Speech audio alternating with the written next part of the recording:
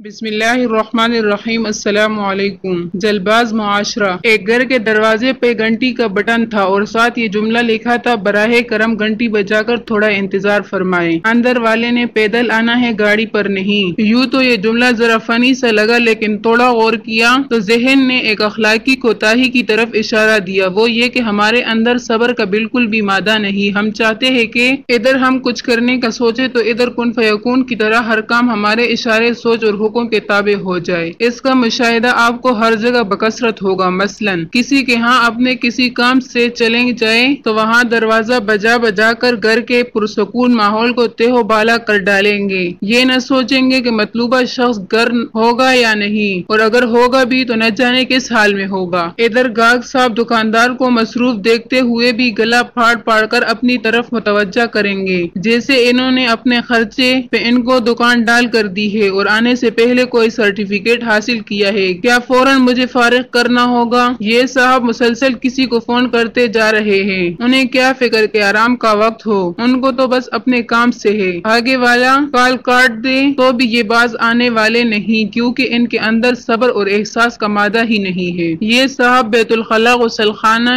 یا ATM machine کے کمرے سے باہر کھڑے ہیں، ان کو معلوم بھی ہے کہ یہ کوئی ریسٹ ہاؤس نہیں، عارضی ضرورت کی جگہ ہے، یہاں کوئی بھی پکنک یا سیر و تفریح کی غرض سے نہیں آتا، لیکن جناب والا اپنے اخلاقی انحطاط کے ہاتھوں مجبور ہے، اس لیے مسلسل دروازہ بجا رہے ہیں۔ شاید انہیں یہ ڈر ہے کہ اندر والا ان کا کوئی حق دبا لے گا جو یہاں سے لینا چاہتے ہیں۔ حاصل کلام ایسی بہت سی غلطیاں ہمارے اندر موجود ہیں جن کے تدارک کی ضرورت ہے، اس کے لیے ہمیں اپنے رویوں کا احتساب کرتے رہنا چاہیے۔ مفہوم حدیث کا یہ ہے، مومن وہ ہے جو اپنے بھائی کے لیے وہ چیز پسند کرے جو اپنے لیے پسند کرتا ہے۔ تو ہم جب اپنے لیے یہ پسند ہی نہیں کرتے کہ کوئی ہمارے ساتھ ایسا کرے تو ہمیں چاہیے کہ ہم بھی دوسروں کے ساتھ ایسا نہ کریں۔ اللہ پاک ہم کو عمل کی توفیق عطا فرمائے، آمین ثم آمین۔ اللہ حافظ۔